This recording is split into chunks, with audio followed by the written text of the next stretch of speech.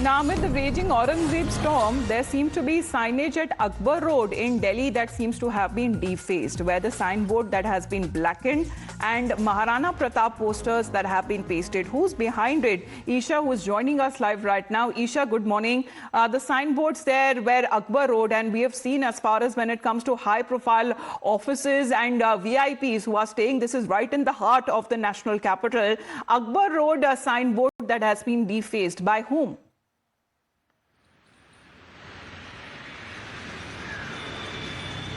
Amita, as of now, what we're picking up is that the signboard has been defaced. In fact, posters of Maharana Pratap have been pasted over that particular signboard. In fact, we're also hearing that the post that the where it was written Akbar Road, it was also blackened, further ruining the entire signboard. In fact, major questions are also raised as to who was behind this attack, and this definitely raises questions on the law and order situation as well.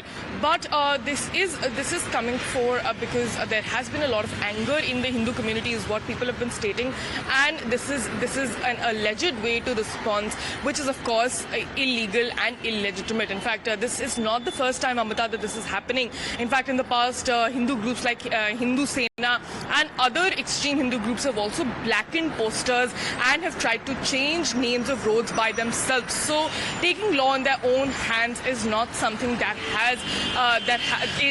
is something that has happened in the past as well. But as of now, this does seem like the after effect of the Nagpur violence, that there is a lot of anger in the Hindu community, and that is what this has resulted in. All right, but there have been several videos as well that have been doing the rounds there as the investigation is underway as to who could be behind this incident that has been reported in Delhi. For the moment, thank you very much, Isha, for joining in. We'll